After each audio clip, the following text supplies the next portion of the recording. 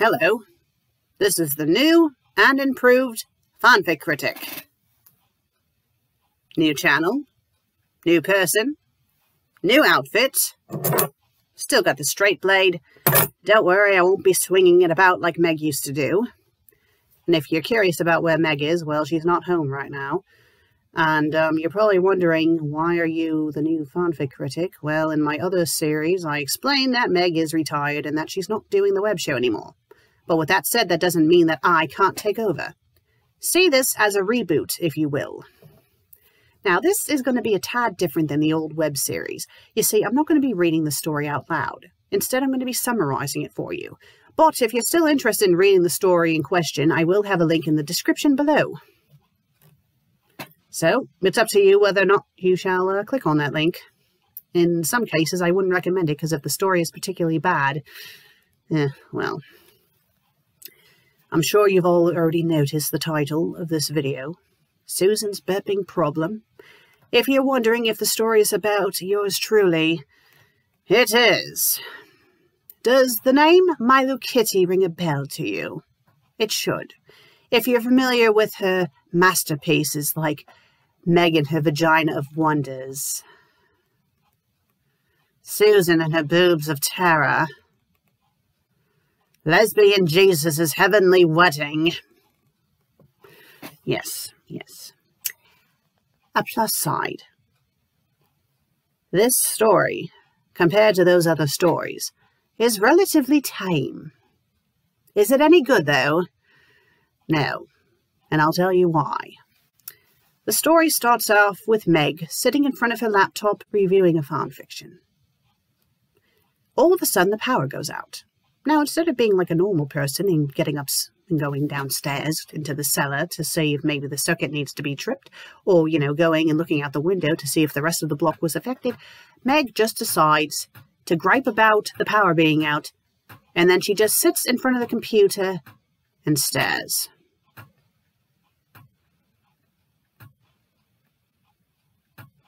And she does it for so long that she starts to fall asleep. Then all of a sudden, she starts to hear a peculiar noise. The noise is burping. It's obvious that it's burping. It's like written literally as burp, burp, burp. But for some reason, Meg does not know that it's burping. And even though it's obvious that it's coming from my room, at first, Meg does not realize it's coming from my room. She's all like, "What's that noise? Burp. Where's that noise coming from? Burp. Is it coming from Susan's room? Burp. Is Susan burping? Yes, she's burping!" I digress. So Meg goes into my room. Now, if you remember how my room is set up, my bed is across from the door. I'm described as sitting on my bed, facing the door, reading a book. Now, unless I'm reading the book like this, where I can't see in front of me, I should have known that Meg had entered my room. Even with the book in front of my face, I'm sure I would have heard the door open. But no, apparently I'm so engrossed with my book that I didn't hear her come into the bloody room. So I just keep sitting there reading and burping before Meg finally says something. So Meg asks why I am burping. I explain to her that I am a burpist.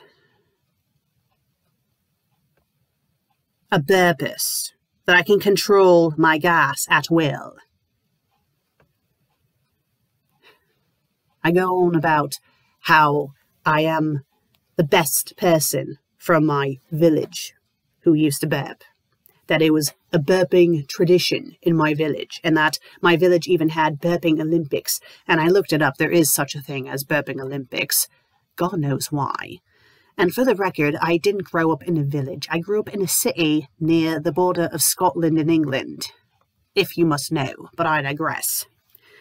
So I was such a fantastic burper, apparently, that it was the only thing that my parents were proud of me for. Yes, if this was a reality, if I really was a burpist, my parents probably would have disowned me 5 years sooner than they actually did. So Meg then asks me, "Why are you practicing burping?"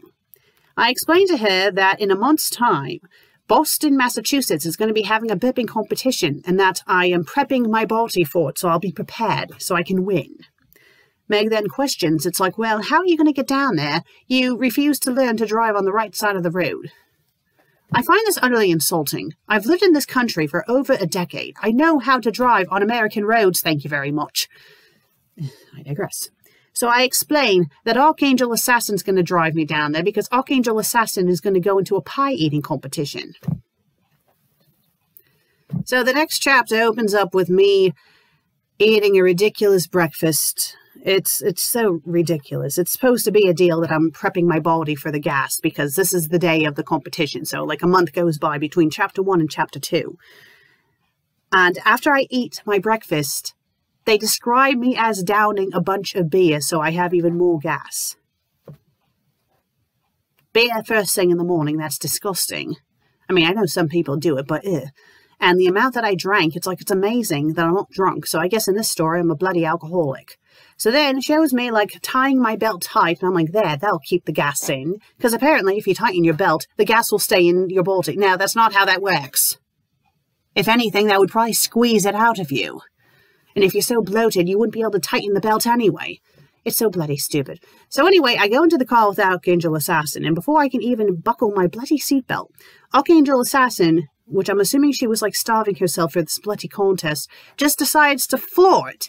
And my character goes splatting up against the windshield like a bloody cartoon character. It's amazing that she didn't die. In reality, I probably would have went through the windshield with how they described Archangel's driving, but I digress. And apparently, because I got knocked out by this, all of the gas escaped from my body in a gigantic fart. And the fart was so bad that it punctured a hole in the ozone layer, according to the author. I just love how this story is painting me. I honestly feel like in these stories, this author describes me and Meg very vulgarly, and I don't know if it's just supposed to be for fun, and, you know, I know that we're technically fictional characters, but I digress. It's still a tad insulting. So anyway, I'm unconscious for the entire duration from our home to Boston. And the only way I wake up is when we finally get there. Archangel Assassin amazingly doesn't get us both killed with her driving. She almost crashes the car, and then she goes flying out of the car to the pie-eating competition. It is at this moment that there's a twist in the story. I meet my arch-rival from my village, Bertha. I don't know what it's supposed to be because the name keeps on changing as the story goes on. But anyway, I have this arch-rival that I failed to mention in the last chapter. And apparently she is also a fantastic burpist, and that she traveled all the way to the States just to compete against me, just to one-up me. Which is bloody stupid. Oh, and did I mention the prize for this contest? I didn't, did I? No. The prize that we're competing for is... You'll love it. It's amazing. It's fantastical. $100. Yes, that's right. $100. We probably spent more on gas driving down to Boston than the prize money.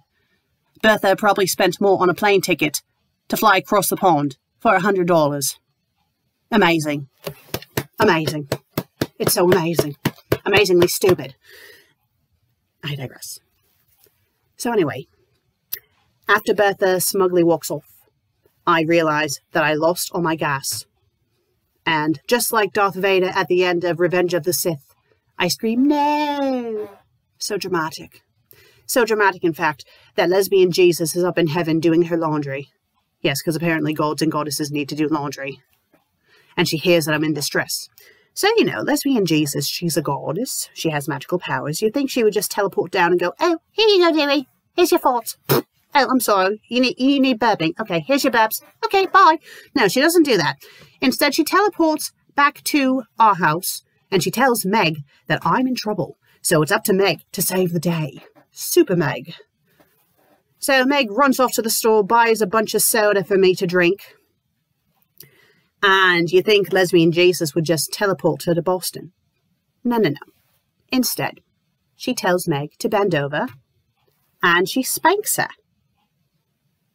That's right. She spanks her, and Meg goes flying all across the state to Boston. When Meg gets to the contest, she's confronted by security. And they're like, oh, you can't be here unless you're competing. Well, what about the crowds? Can't she just say she's part of the crowd? So no, Meg has to say some random contest that she's participating in. And apparently she's participating in the split end contest. You're probably wondering what the split end contest is. It's literally comparing people's hair for how many split ends they have. I mean, I guess we would win in this instance, but still. So, to get away from the security guard, she mentions that she's going into that contest. And then when the guard's not looking, she goes and looks for me. She gives me soda and whatnot, and then she gets dragged off by the security guard to participate in the bloody split end contest. And that's the last we see of Meg for a tad. So then the competition.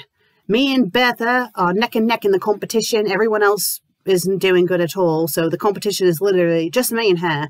And we end up being tied. So the way to break the tie is that we have to burp a song.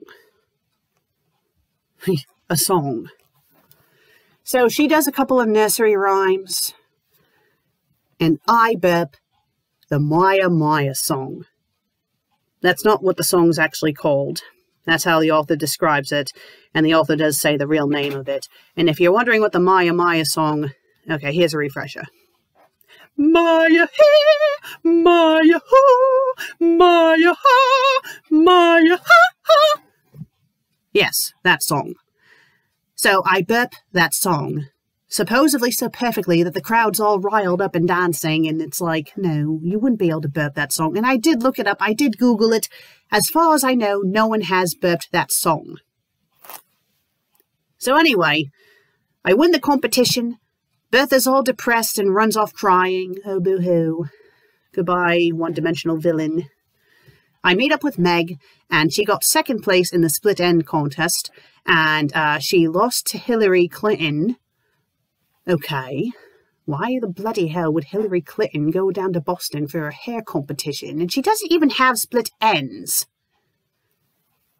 But anyway, Meg was being a sore loser about losing, so she changed the trophy. So instead of saying Hillary Clinton, it'll say Shillery Clinton. It's like, it was so bloody stupid. So anyway, Lesbian Jesus meets up with us. She has us both bend over and she spanks both of us and causes us to go flying back across the state, back to our home. And then the story ends on a cliffhanger, because then Lesbian Jesus is acting all menacingly and is doing the finger thing like Mr. Burns and says, I hope that please so-and-so, and that's the end of it. So, the story. Was it the worst Milo Kitty story? No, it was the most tame. But was it any good? No, it wasn't. I mean, I know the stories aren't supposed to be taken seriously, but this one was just so... It was, I don't know, it was just so bloody stupid. And why did it have to be burping out of all things? Burping, come on. Oh, I guess it could have been worse. At least it wasn't farting, but still. And what was with the weird thing with Lesbian Jesus spanking us? I mean, I don't know. It was just weird. It just felt like the story was just trying to be as bizarre as possible. But again, I take it any day over the vagina and the boob story. At least in this story, we weren't abusive towards each other. So it was relatively tame. Grammar... punctuation, spelling, not good. The author claimed that an English teacher proofread this before she posted it, which I am either guessing is a lie or it's true, and if it is true, then that teacher needs to be promptly fired because they clearly failed. But I digress. Well, I hope you liked today's episode. If you did, please be sure to click on that like and subscribe, and hopefully I'll see you all here next week. Until then, cheerio.